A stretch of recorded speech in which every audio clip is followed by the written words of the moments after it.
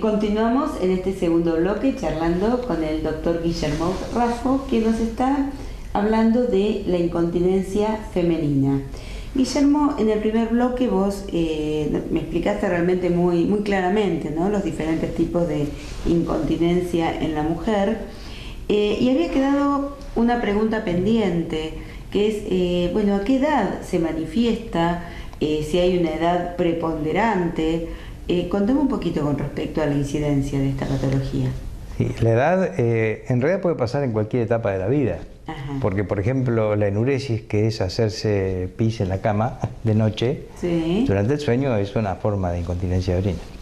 Pero bueno, no estamos hablando de eso, estamos hablando específicamente de la femenina, y la edad preponderante obviamente es la posmenopausia, donde el principal problema lo constituye la debilidad del piso de la pelvis, que se da por la falta de estrógenos que ocurre en esta etapa de la vida.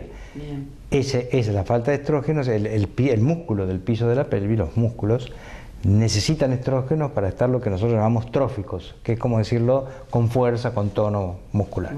Eso ocurre mucho en la posmenopausia. Cuando la mujer entra en su menopausia y la pasa, comienzan este tipo de problemas básicamente en esa época de la vida. Pero también las hay en mujeres más jóvenes, sobre todo, y la incidencia principal la tiene la multiparidad. O sea, las multíparas, o mujeres que han tenido quizás no muchos hijos, pero partos trabajosos.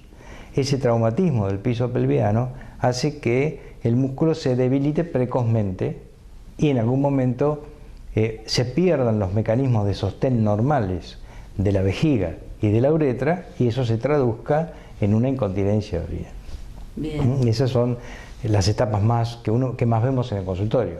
La multípara, en el caso de la mujer joven, la multípara, y la posmenopáusica, donde más vemos, y las asociadas a prolapsos, porque antes clásicamente se decía, bueno, tenés prolapso, tenés incontinencia. No es así.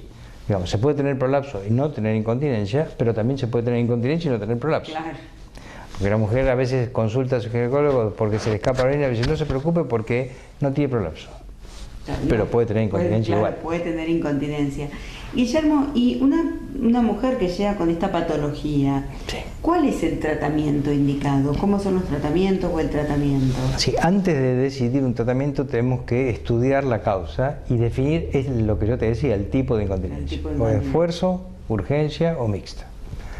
¿Cómo se hace esto? Esto se hace, bueno, se comienza con un examen ginecológico común y corriente, donde evaluamos si hay prolapsos, sobre todo de la vejiga, o lo que se ve más frecuentemente, que es la excesiva movilidad de la uretra.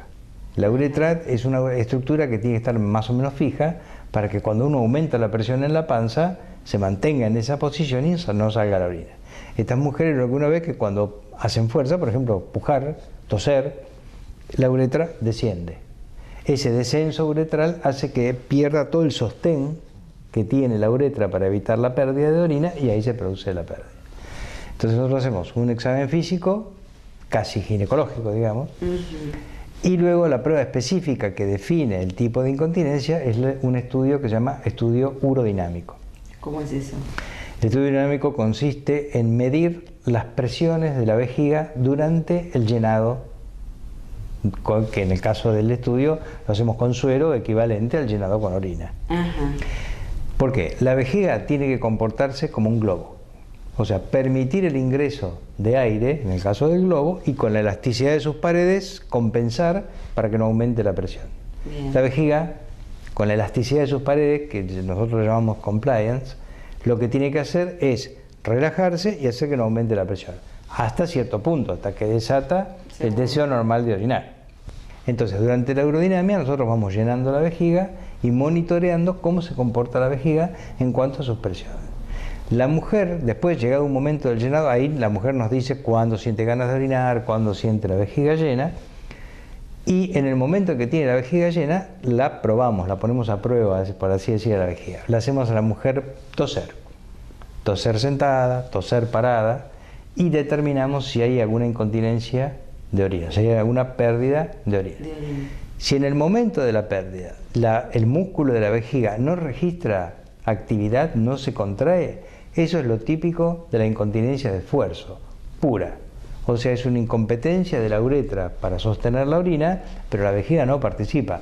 La vejiga se comporta normalmente. Bien. Esa es la incontinencia de esfuerzo pura. En las incontinencias de urgencia, vos ves que la presión de la vejiga va aumentando durante el llenado, la mujer percibe el deseo y cuando percibe el deseo se eleva bruscamente la presión y pierde orina. Pierde ahí mismo. ¿Pero por qué perdió? Porque se contrajo la vejiga. Ajá.